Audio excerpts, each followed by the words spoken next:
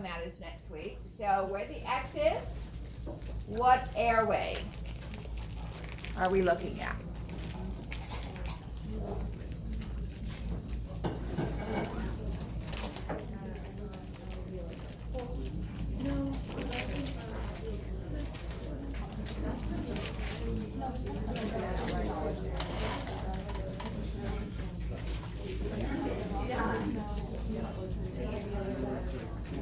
While you're looking at that, I'm going to make sure our sheet clock is thawing in the refrigerator. I won't sneak any bites.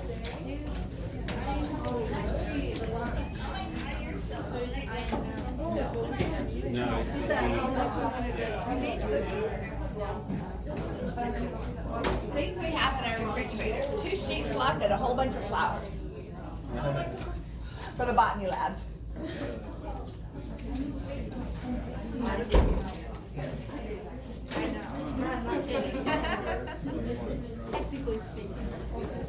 All right, so maybe I did it backwards because I flipped the questions back and forth a few times while you guys were coming in. But when we move to question 2, this may or may not help you with question 1 or vice versa.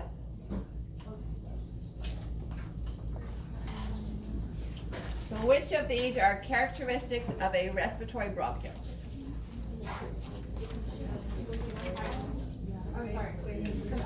So mark all that apply means there's probably more than one correct answer.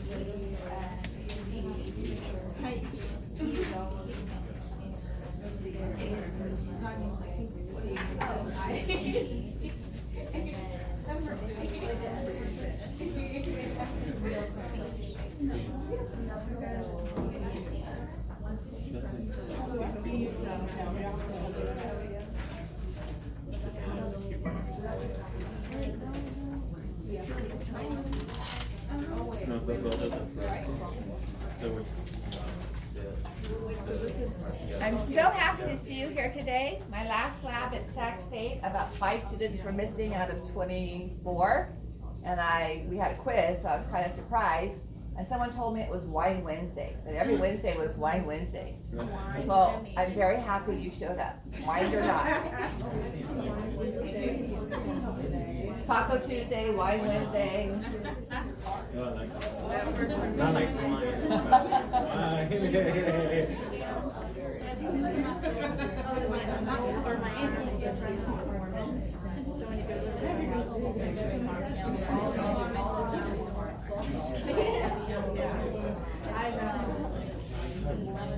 All right, so what would be the characteristics of a bronchus? Cartilage present. Cartilage would be present in a bronchus. So if we say primary bronchus, do we have the epithelia of primary bronchus up there? Yes. Primary bronchus is the same as trachea. So what's the epithelial lining of the trachea in primary bronchi? Pseudostratified, so that's not up there. So all we have up there that's true are 2 things for bronchus: the hyaline cartilage plates. The plates would be the secondary, tertiary, and the smooth muscle. All right, but if we look at secondary and tertiary, then we would also have the simple columnar.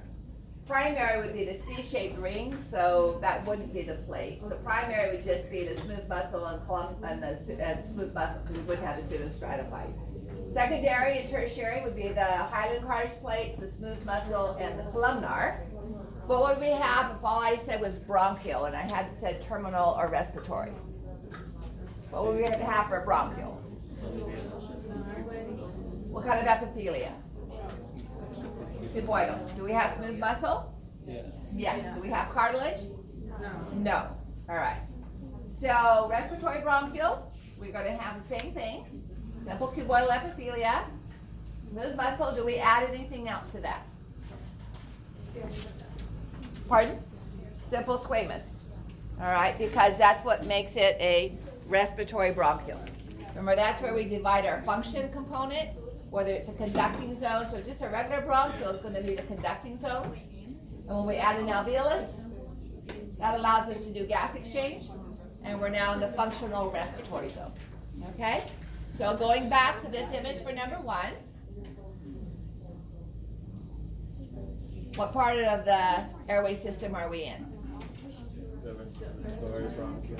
What would this structure be? Alveolus. What would this structure be? The duct, the alveolar duct. And now we're seeing a thicker epithelium, and this darker pink is our smooth muscle. But we have an alveolus here. That makes it a respiratory bronchial. Okay? All right, so this would be the type of epithelial question on our histology question for our next quiz. Okay, not tonight. Okay?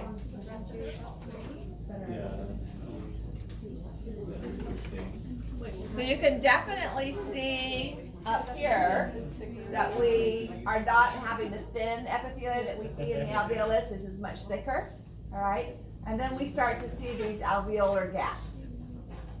So that's what lets you know it's a respiratory bronchial. It's not yet alveoli or alveolar ducts like we have here, okay? Even here is still some cuboidal epithelia, but down in here we're definitely alveolar duct, okay? So what would be the, if we were to list characteristics of an alveolar duct, what would you choose? Simple squamous epithelia and smooth muscle. Little knots of smooth muscle at the doorways to each of the alveoli. And then an alveolus. I said, which of these is the characteristics of an alveolus? Just the simple squamous epithelia. Good. Okay. Hopefully that helps you to see how the characteristics are modified for the different components. All right, so we're finishing up the anatomical structures by focusing now externally on the lungs. We follow the airways down into the lungs. Now we're going to focus externally on the lungs.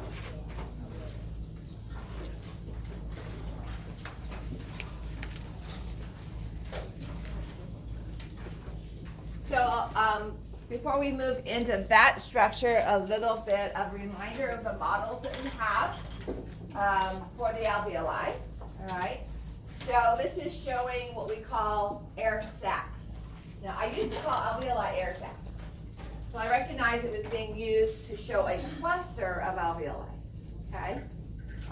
So this is the air sac, and individual ones are the alveoli. And when we look at gas exchange, we'll look at the relationship between the alveolar wall and the simple squamous epithelia of the capillaries. So here's a larger model of a single alveolus that I drew on the board with you at the very end of lecture, showing the pore right here.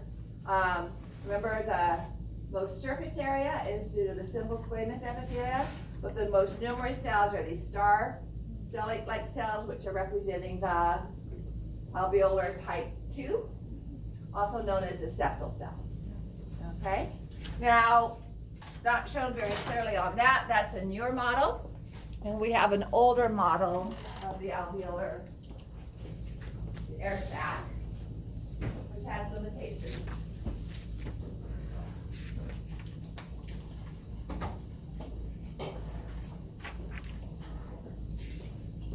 So part of the problem with this is whoever painted the model got mixed up on what pulmonary veins and pulmonary arteries were carrying. And so the pulmonary vein is shown deoxygenated when it should be oxygenated, and the pulmonary artery is shown oxygenated when it should be deoxygenated. So we quit asking those questions. All right, on this air structure here, it's a little bit higher, more proximal. You can see there are plates of cartilage. All right, so this part of the airway is still showing bronchi, all right? Whereas in this model, there is no cartilage, but there's still smooth muscle. So this one is showing bronchioles. Okay, it doesn't have the bronchi. Also, this one shows the external surface, and which leads us to what we're going to talk about tonight. So what is the external surface epithelia of the lung? Visceral pleura, which makes it what would be the epithelium of our serous membranes?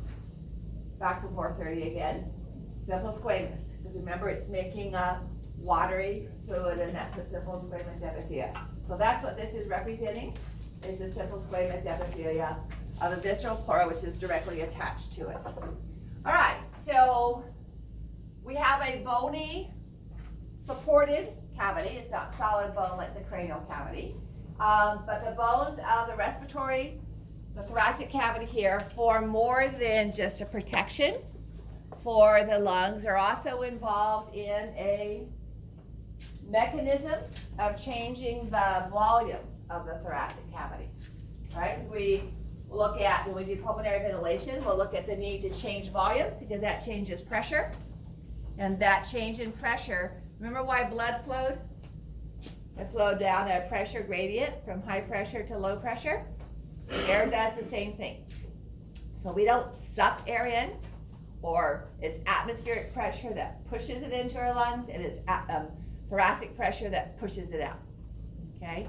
So we have that same gradient of pressure that provides for flow.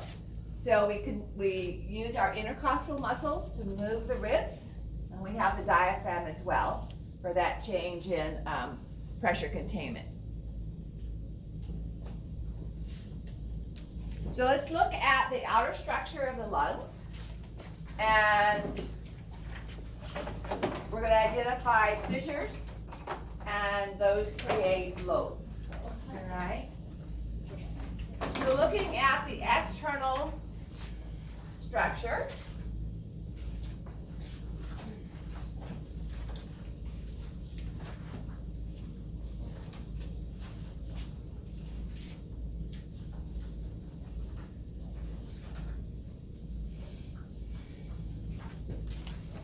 the top of the lung, we use some of the same terms that we used with the heart.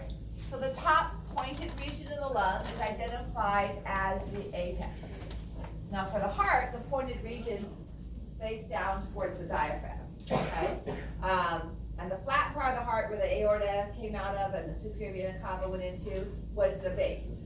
So for our lung tissue, the base is down here.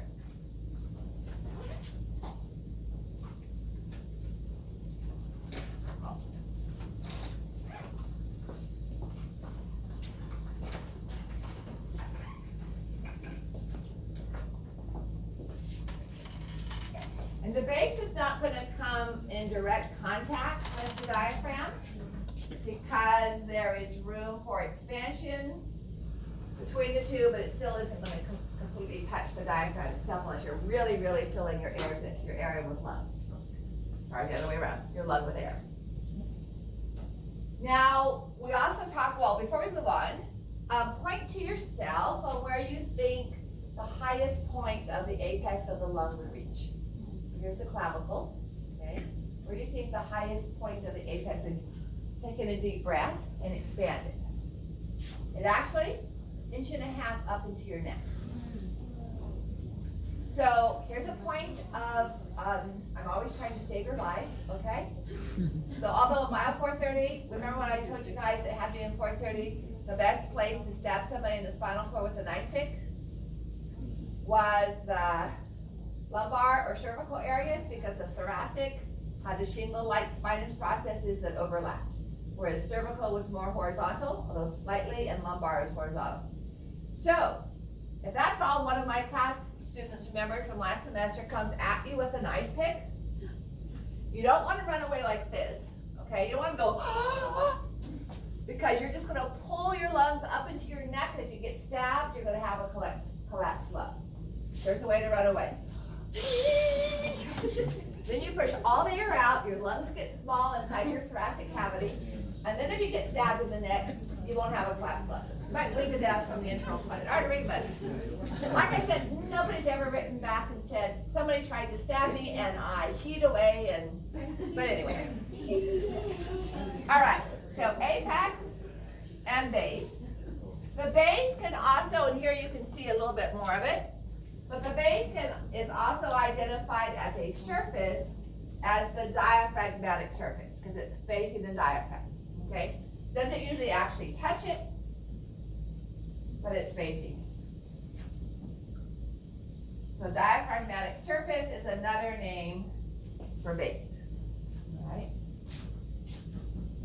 Then facing the mediastinal cavity, there's a hint. This is called the mediastinal surface. It's where the bronchi and pulmonary arteries and veins and bronchial arteries and veins pass into and out of the lung. But most of the surface of the lung is identified as the costal surface. You guys remember what costal means? Rib. And so in a cadaver, in a preserved lung, you can actually see the indentations created by the ribs. Okay? If you were to do surgery and enterothoracic surgery and open up, you're not going to see those indentations there. You won't see them on our sheet pluck. Okay? But if they're preserved with the ribs pressing in on them, then you will see them. Okay? As well as indentations for the azygos vein and the aorta. Now, you'll notice that I drew a deeper notch here than on the left side than I did on the right. The notch is present on both sides, but because the heart is more on the left than on the right, this notch is usually not referred to on the right side, and it's known as the cardiac notch.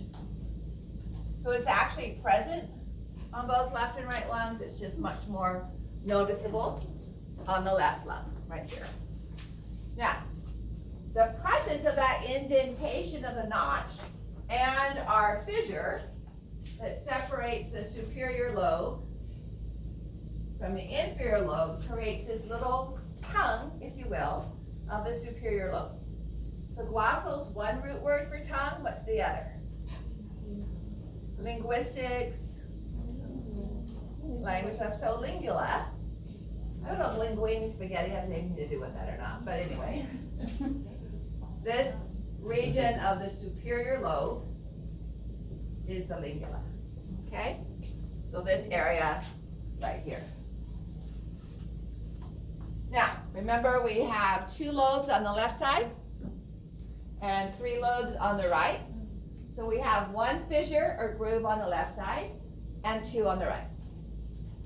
Which is why I appreciate this model, because most of the other places I teach other than AR, you can't see front and back of the lung, all right?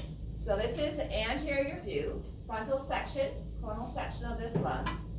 But when we follow the horizontal fissure around, okay, it runs into the oblique. So it doesn't go all the way around. So the right lobe is the only one to have a horizontal fissure. Both lungs will have an oblique fissure. So we're going to take the horizontal fissure here, and that separates superior lobe from middle lobe.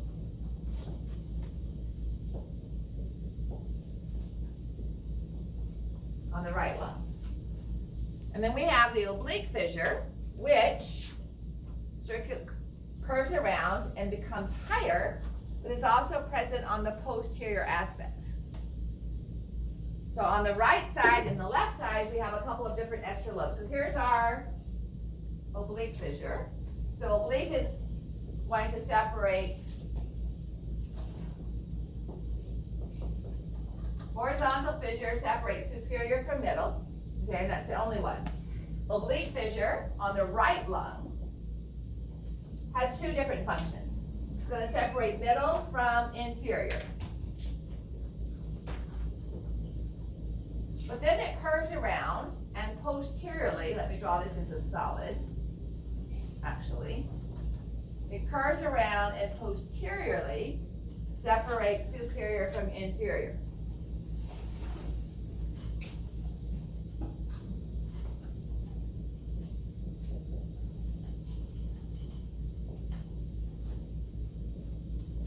Now it might be a little easier to see on the left lung. So here's our oblique fissure.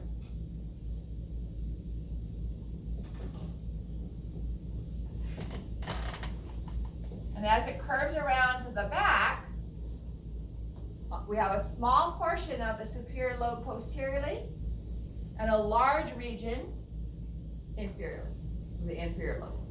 posteriorly of the inferior. So posteriorly, we have a small superior lobe and a large inferior. Anterior, we have a large superior and a small inferior. Okay? So if I can borrow you, I don't have any paint on my hands, so I just. Oh, me? Yeah, you. Sorry, Nick. So with your back, may I put my hands on your back and Oh, like this. So I'm going to show where his scapula is located, all right, by placing the palms of my hands there. Now you shouldn't miss this question because you can actually feel my hands on you, so you should have that memory. So where my hands are located is the region of the superior lobe posteriorly. Everything else is going to be, thank you, is going to be inferior. So if you're listening to somebody's breath sounds, all right, and with your stethoscope, and you hear usually the wetness, the rails are going to be in the lower region, or they may be, if they're on their back a lot, they may be in the inferior region anyway, because it's on the posterior aspect is where the fluid's going to settle down. And so if you're hearing it in the back up here, that's superior lobe. Anything below the scapula is going to be the inferior lobe, whether you're talking about right side or left side, because this is going to run into the oblique, and we don't really see the middle lobe posteriorly. So to repeat, superior lobe is separated from middle lobe by horizontal fissure. Okay? Middle lobe is separated from inferior lobe by oblique, and superior lobe is separated from inferior lobe by oblique fissure, if you take the time to look at the back. We only have one fissure on the left side, so superior lobe, whether we're talking front or back, superior lobe is separated from the inferior lobe by the oblique fissure, because we only have that one group. Now these are not all the way through, we don't have complete separate lobes, so when you examine the sheet pluck, they are joined together, all right, at the point where the right bronchi or the left bronchi are separating. So we don't have complete components that are completely separated, all right? They have a common root, if you will.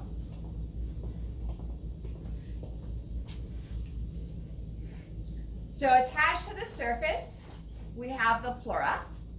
We have the visceral pleura attached to the lung, and the parietal pleura where it separates, and where we see that change, all right, where it changes to parietal, is here in the hilus. We saw that for the lymph node and the spleen, the term hilus.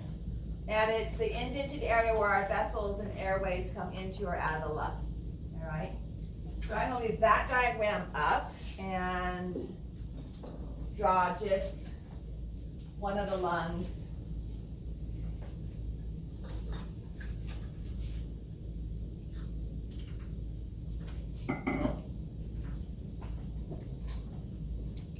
So I'm not going to draw all the vessels, but attached to the lung surface via loose irregular connective tissue would be the visceral pleura. And it's tightly adherent, okay? You can't just peel it off. Then at the hilus area that we'll look at next, it folds back on itself. And here it may be attached to the parietal pericardium of the heart, all right? Up here, it's going to be attached to the roof of the thoracic cavity, to the intercostal muscles, and it's bigger down at the bottom. There's about a 4-inch gap when you're not inflating your lungs, when the lungs are, you're expiring air. And so these are called recesses, and it provides room for the lung to expand, all right? But otherwise, it's filled with a serous fluid. So this would be the pleural cavity. And what are the contents of the pleural cavity? Serous fluid. Okay? The lungs are not in the pleural cavity. They bulge into it. The only thing in this pleural cavity would be the serous fluid. So the lungs are in the thoracic cavity, which is part of our ventral cavity, and that's it. So let's label the pleura. So was surface tension here a good thing or a bad thing between the visceral and the parietal pleura? Remember when we talked about one of the last things we talked about Monday evening? Positive. So because there's hydrogen, oxygen bonds between intramolecular molecules of water. And as you lift your ribs up and lower your diaphragm, that surface tension pulls on the visceral pleura and helps it to expand. So it's a positive thing there, all right? Whereas within the alveoli, it prevents them, makes it more difficult for the alveoli to expand because they're sticking together if surface tension is present there. So we definitely do not have surfactant, nor do we want surfactant in the pleural cavity. The hydrogen bonds forming between visceral and parietal pleura are a helpful factor.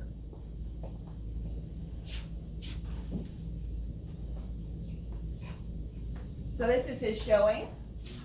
You don't have to identify specific recesses, okay? But it is a factor if someone has, say, lung cancer, and they have fluid in their pleural cavities, and they need to have it drained. It's going to sink down to the lowest gravitational force here, all right? So they're more likely to need to have fluid drained from their lower pleural recess than superior. And so that is, you want to be careful. You don't want to go in here in ribs 9 and 10 because right in here we have the spleen. Remember how high the dome shape of the diaphragm is? Over here we're going to have the liver. So you want to go above the diaphragm, not down in those dome spaces to prevent from penetrating. This picture here is showing the parietal pleura attached to the rib. So if I was actually touching this, I would be touching simple squamous epithelia, all right? That would be wet with the serous fluid. Oops, sorry.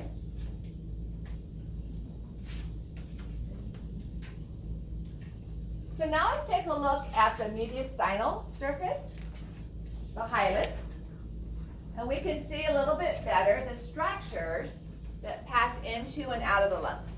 All right, this is just a little bit of the, called the reed of the lung, but you don't need to identify that component, where the pleura kind of form a rim that it comes down. You can actually tell, guess what you get to do on next week, whether you're looking at the right lung or the left lung based on the pattern of that hilus, okay? The easiest way is to look at whether you have 3 lobes or 2 lobes, okay? But if all I show you is the hilus, then you don't have that option. So if I give you a diagram that this shows this part of it right here, you're not going to have the option of counting the number of lobes.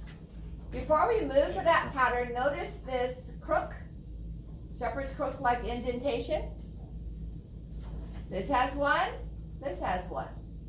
One's right side, one's left side. Why do they both have an arched indentation? Remember the vessels I told you that form that indentation? On the right side, rather on the left side, we have the aorta, because that's curving around to the left side. On the right side, we have the azygous vein. So here's the azygous vein draining into the superior vena cava. Okay? So superior vena cava, and draining into it, the azygous vein. Right? Now, if we look at the pattern of the structures without the lungs, obviously we have the trachea and the right and left bronchus.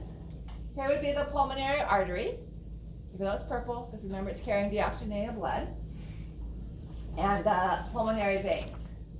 Now, the pulmonary artery on the right side is anterior to the bronchus. On the left side, it hooks over the top of it. So when we cut this area like this, up and down, we're going to see the right pulmonary artery anterior to the bronchus. We're going to see the left pulmonary artery above the bronchus. That's the major clue for identifying whether you're looking at right or left based on the pattern that you see in the hilus. Okay? So here we can see 3 lobes. Easiest way to tell that we're looking at the right lung.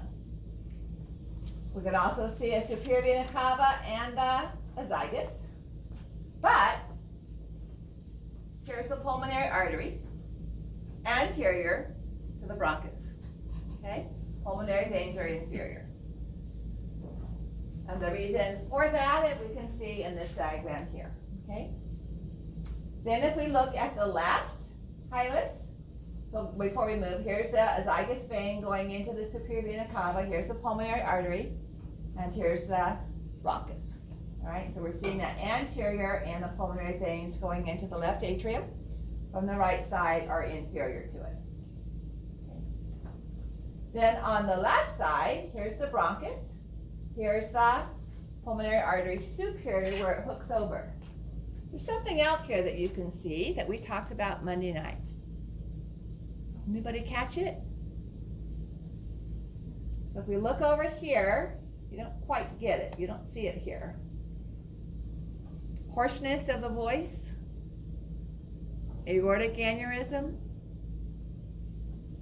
Here's the recurrent nerve of the vagus, curving around the arch of the aorta to return up to the neck behind the trachea. Remember I talked about an aneurysm can stretch that. And although the problem is in the chest with the thoracic cavity, the symptom is in the neck at the vocal cords, the true vocal cords. Okay? So here's the indentation of the aorta. This would be the common carotid artery up here on the left side. Here is the pulmonary artery superior to the bronchus.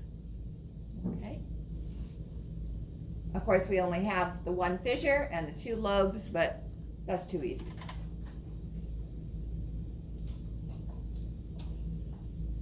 So here's that comparison. Okay. So again, a hilum, we have it with the lymph node, we have it with the spleen. We don't talk about it very much with the liver, but it's just where our blood vessels and structures go into and out of an organ. It's often indented. So that's this would be on the mediastinal surface of the lung. All right, so that was what we didn't finish from that material on Monday, and I usually don't. It's just a little much by the end of the lecture. So if you recall from the diagram, when we first started lecture Monday night, and I showed you the components of respiration. So tonight we're going to cover pulmonary ventilation. Okay? We don't have class next Monday. You guys know that, right? So don't show up. I won't be here. You're welcome to come run around campus and breathe. And then, so Wednesday, we're going to talk about gas exchange, and that's pulmonary respiration and internal. Okay? But we're doing the air movement in and out of the lungs tonight. And then after we talk about gas exchange, we'll finish up by talking about what controls it. So why do we breathe when we're asleep? Because it's still voluntary muscle, but we don't have to think about it, okay? Question 3, quick review. So are you looking at a right lung or a left lung? So the bronchus is shown in black. The pulmonary artery is superior to it.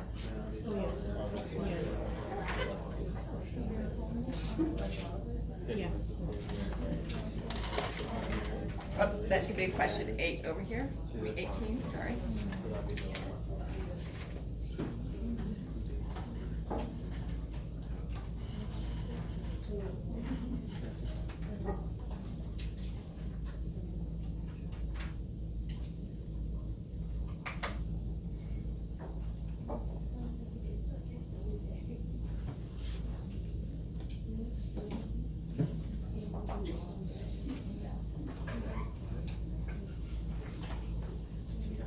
Okay, anybody want more time on question 3?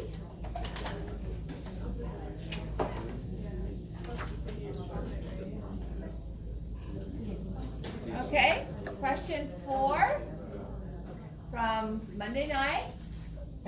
So which of the following cells is also known as an alveolar type 2? Here it is in a light microscope. And here it is in electromicrograph. These are significant because that shows lipid material.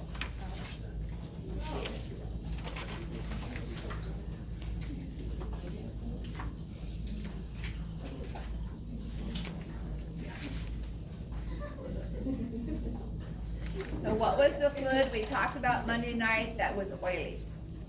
The surfactant. Surfactant. And which of the cells makes surfactant?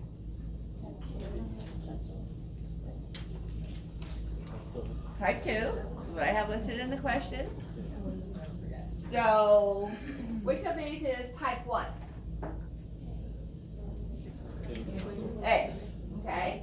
Type 2 is the septal. What's the alveolar macrophage? What was another name for that one? Do you remember? Dust cell. Okay. Eat my dust.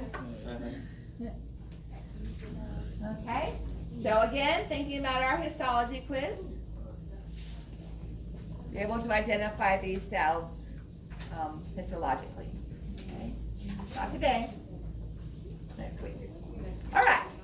So by definition, pulmonary ventilation is the movement of air into and out of the lungs.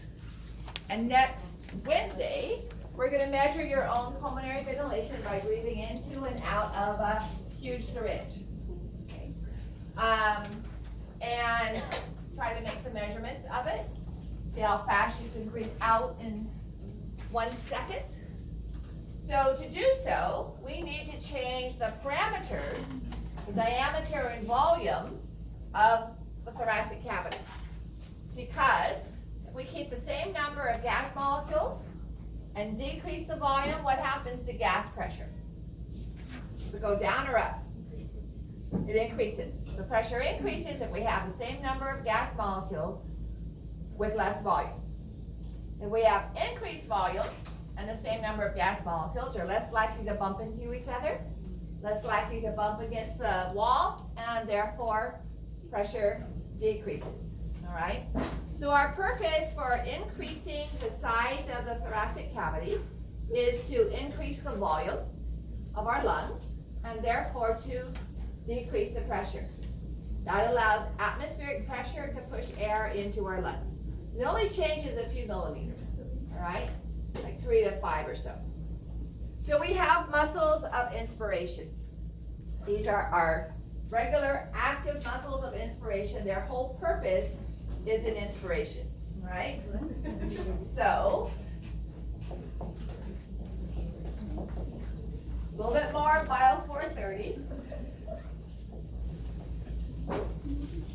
External intercostal muscles start about 2 to 2.5 inches lateral from the sternum, which is nice because that's what allows us to actually visualize the internal intercostal, all right? If you look at left and right together, the pattern of external intercostal looks like that. Inter means between, so we would have these structures passing from one rib to another rib. Which one is the origin, the superior rib or the inferior rib? Origin is the point of movement or the immovable point of attachment? Immovable. So are we lifting the ribs up or are we pulling them down for inspiration?